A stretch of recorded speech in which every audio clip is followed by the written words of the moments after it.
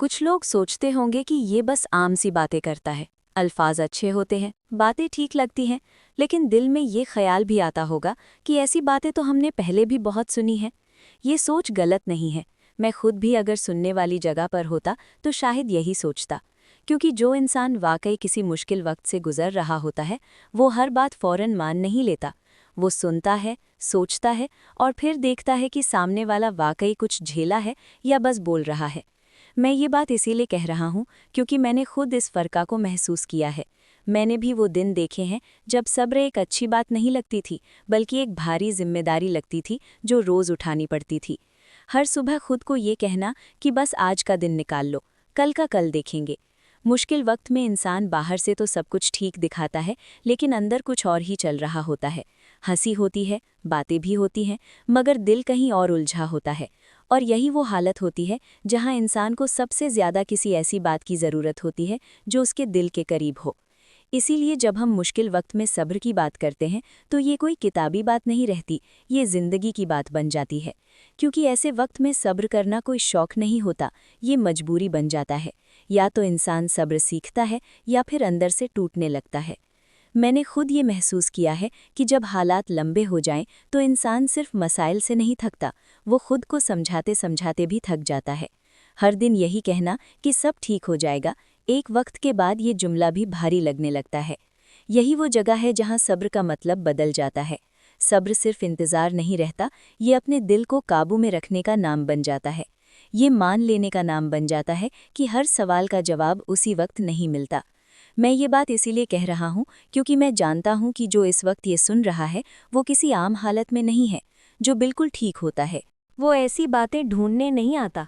वो ना रुकता है, ना सोचता है, ना दिल को टटोलता है। जो यहाँ तक आया है वो कहीं ना कहीं रुका हुआ है, ना बिल्कुल टूटा हुआ, ना बिल्कुल मुतमईन, बस दरमियान में।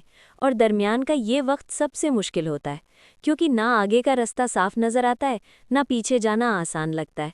बस चलते रहना पड़ता है, बिना ये जाने कि अंजाम क्या होगा।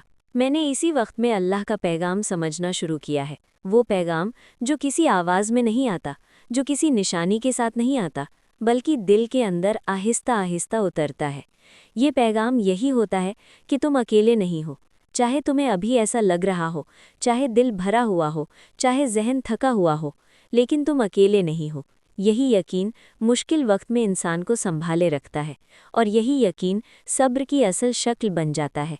ये यकीन आहिस्ता आहिस्ता बनता है, एक दिन में नहीं बनता। ये हर उस लम्हे में बनता है जब इंसान चाहकर भी हार नहीं मानता, जब दिल कहता है कि बस अब बहुत हो गया, और फिर भी इंसान खुद को संभाल लेता है। मैंने देखा है कि मुश्किल वक्त में इंसान की सोच बदलने लगती है। जो चीज़ें पहले बहुत ज़रूरी लगती थीं, अब वो उतनी अहम नहीं रहती, और जो बातें पहले नज़रअंदाज हो जाती थीं, वो दिल पर ज़्यादा असर करने लगती हैं। यही वो वक्त होता है जब इंसान खामोशी को समझना शुरू करता है।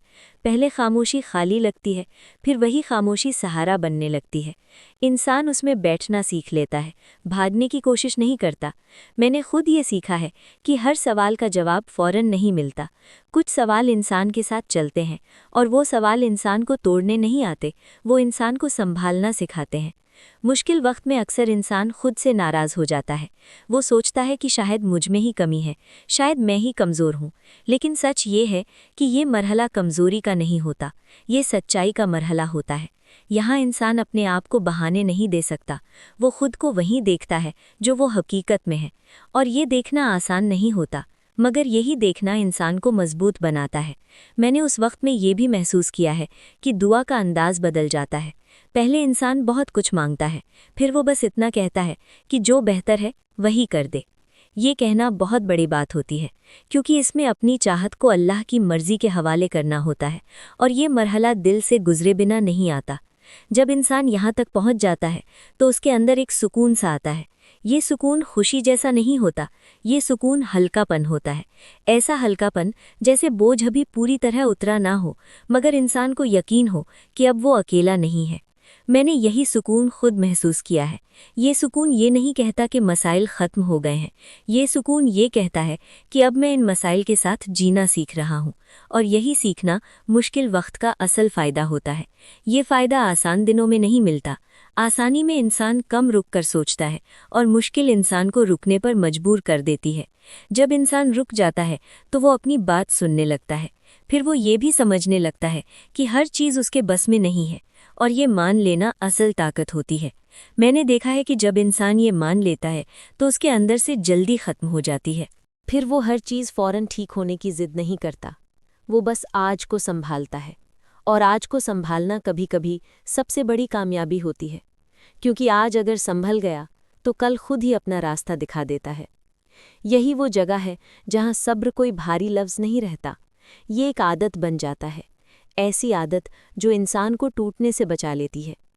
अगर तुम इस वक्त ये सब सुन रहे हो तो इसका मतलब है कि तुम भी इसी आदत को सीख रहे हो, शायद जानबूझकर नहीं, मगर हालात तुम्हें सिखा रहे हैं। और ये सिखाना आसान नहीं होता, मगर ज़रूरी होता है। ये बात माननी पड़ती है कि मुश्किल वक्त हमें बदलता है, हम चाहें या न चाहें वो हमें रोक कर सोचने पर मजबूर कर देता है। और जब इंसान सोचने लगता है तो वो अपनी तरजीहात बदलने लगता है। वो चीज़ें जो पहले बहुत बड़ी लगती थीं आहिस्ता आहिस्ता छोटी होने लगती हैं, और जो बातें पहले मामूली थीं वो दिल में जगह बनाने लगती हैं। मैंने ये भी देखा है कि मुश्किल वक्त में इंसान सच और दिखावे के फर्कन को समझने लगता है। वो बातें जो पहले सिर्फ बोलने के लिए कही जाती थीं, अब उनकी असल कीमत सामने आ जाती है। और जो बातें वाकई काम आती हैं वो खामोश होती हैं, सादा होती हैं, मगर दिल को संभाल लेती हैं। इसी दौरान इंसान ये भी सीखता है कि हर मसला किसी एक वजह से नहीं आता। कभी मसले इसीलिए आते हैं कि इंसान को अंदर से मजबूत होना होता है, और मजबूती हमेशा आसानी में नहीं आती, वो ज़्यादातर मुश्किल में ही बनती है। मैंने अपने अंदर ये तब्दीली महसूस की है कि अब मैं हर बात पर फ़ौरन रद्द अमल नहीं देता।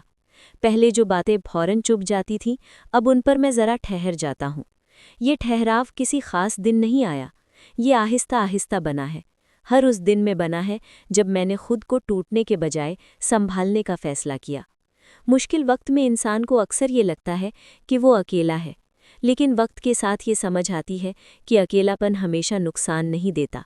कभी कभी यही अकेलापन इंसान को खुद से मिला देता है, और जब इंसान खुद से मिल जाए तो वो बहुत सी उलझनों से आज़ाद हो जाता है। मैंने ये भी सीखा है कि अल्लाह पर भरोसा सिर्फ लफ्ज़ों में नहीं होता, ये अमल में होता है। ये उस वक्त होता है जब दिल डरा हुआ हो और फिर भी इंसान गलत रास्ता इख्तियार न करे। ये उस वक्त होता है जब सब कुछ समझ में ना आ रहा हो और फिर भी इंसान अपने उसूल न छोड़े। यही भरोसा मुश्किल वक्त में अल्लाह का पैगाम बन जाता है।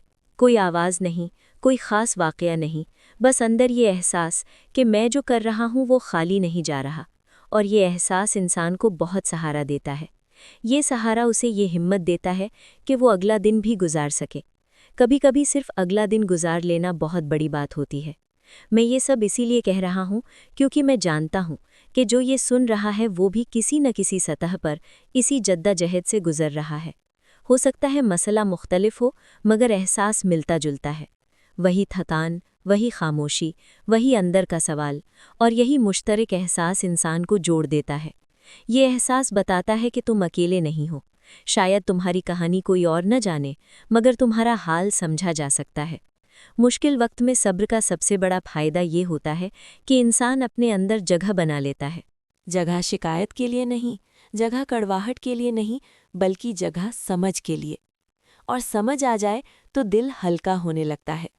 मैंने ये हल्कापन महसूस किया है। ये हल्कापन खुशी नहीं होता, ये सुकून होता है।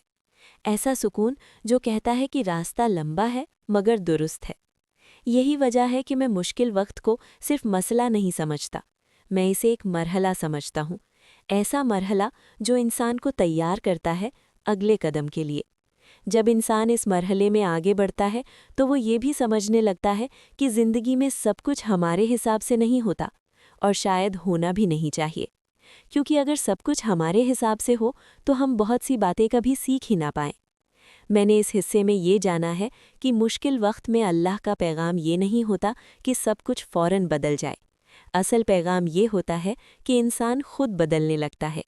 उसकी सोच आहिस्ता होती है, उसकी तवक्कुआत कम हो जाती हैं, और वो छोटी छोटी बातों में भी मानी ढूंढने लगता है। ये वो वक्त होता है जब इंसान दूसरों को देखकर अपने आप का मुकाबला करना छोड़ देता है। पहले ये सवाल बहुत सताता है कि दूसरों के पास ये क्यों है और मेरे पास क्यों नहीं। लेकिन आहिस्ता आहिस्ता ये सवाल कमज़ोर पड़ जाता है और उसकी जगह एक और बात आ जाती है कि मेरे हिस्से में जो आया है उसके साथ मुझे क्या करना है। ये सवाल इंसान को जिम्मेदार बनाता है। वो खुद को हालात के हवाले नहीं करता, बल्कि हालात के अंदर रहकर अपनी हद पहचानने लगता है, और यही पहचान असल सुकून की तरफ ले जाती है। मैंने देखा है कि जब इंसान इस हद को मान लेता है तो उसके अंदर की बेचैनी कम होने लगती है। वो हर बात पर रद्द-ए-अमल नहीं देता, हर बात को दिल पर नहीं लेता, और हर मोड़ पर ये नहीं सोचता कि आखिर मेरे साथ ही क्यों। ये नहीं कि सवाल ख़त्म हो जाते हैं, लेकिन सवाल अब इंसान को तोड़ते नहीं, वो सवाल अब साथ चलते हैं और इंसान उनके साथ जीना सीख लेता है। इसी मरहले पर अल्लाह पर भरोसा एक नया मतलब इख्तियार कर लेता है। ये अब सिर्फ उम्मीद नहीं रहता, ये एक आदत बन जाता है। हर दिन ये मान लेना कि आज जो भी होगा मैं उसे संभाल लूँगा, चाहे वो मेरी मर्जी का ना हो। ये मान लेना आसान नहीं होता, लेकिन यही मान लेना इंसान को आज़ाद करता है। वो आज़ादी जो हर चीज़ को काबू में रखने से नहीं, बल्कि हर चीज़ को अल्लाह के हवाले करने से आती है। मैंने इस हिस्से में ये भी सीखा है कि दुआ का असर हमेशा हमारे तसव्वुर के मुताबिक नहीं होता। हम कुछ मांगते हैं और हमें कुछ और मिलता है। पहले ये बात बहुत चुभती है, लेकिन वक्त के साथ ये समझ आती है कि जो मिला वही उस वक्त बेहतर था। ये समझ इंसान को शुक्र की तरफ ले जाती है, ऐसा शुक्र जो नेमतों की गिनती से नहीं बल्कि दिल के रवैये से जाहिर होता है। इंसान कम बोलता है, कम दिखाता है और ज़्यादा महसूस करता है। मुश्किल वक्त के बाद ये महसूस करना एक बड़ी तब्दीली होती है, क्योंकि पहले इंसान हर चीज़ को अल्फाज में मांगता था, अब वो चीज़ों को खामोशी में पा लेता है।